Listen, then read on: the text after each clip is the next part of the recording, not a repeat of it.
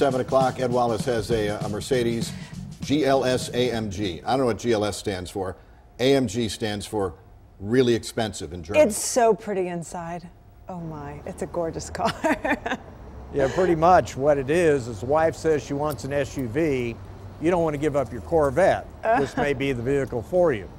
This is the Mercedes GLS. We've reviewed that before, and it's very nice for a mid-size SUV. One of the things I particularly like about it is the body rigidity and the feel of it, because it reminds me of the Mercedes back in the 80s, and they were just built like tanks, and this one feels the same way. Now, GLS starts at $69,000, and that gives you a V6, 362 horsepower. There's a V8 model at $449, and then there's the AMG that's just shy of 600 horsepower. Hence the joke about the Corvette. Well, if you get into it, it looks very much like a Mercedes-Benz. And while the seats may not look like much, these are some of the most comfortable I've sat in this type of vehicle. They cradle you, they hold you in place. The air-conditioned part of the seats could be a little bit more robust, but the air conditioning system is wonderful in it. Now, one little complaint about it, lots of buttons which make it look like it's easy to operate everything, but they've got their version of the iDrive for the computer screen. And finding a radio station, I'm sure it's something simple I've overlooked, but it has a search feature. Well, it wouldn't pull up call letters, it wouldn't pull up the frequency. What good is it?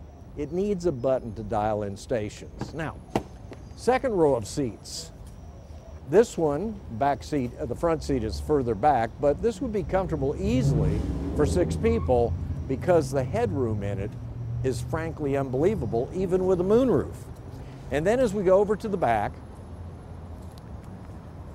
again, it's kind of more of a mid-size SUV, so there's not a lot of space here if you've got all the seats up. However, I took the tonneau cover down to show you, push of a button, and that's how easy it is to get a lot more room in it.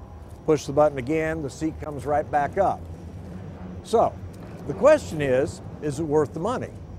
Well, when you get into a mid-size SUV and you want to dampen the suspension and make it feel like a hot rod, this is the vehicle.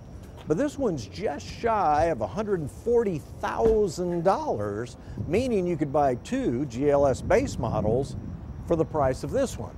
All that being said, at least, and I'm not a sports car person necessarily, but this was one fun SUV to drive.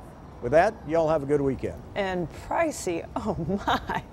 Thanks, Ed. You can listen to Ed on 570 KLF tomorrow. His car column, as always, in Saturday's Fort Worth Star Telegram.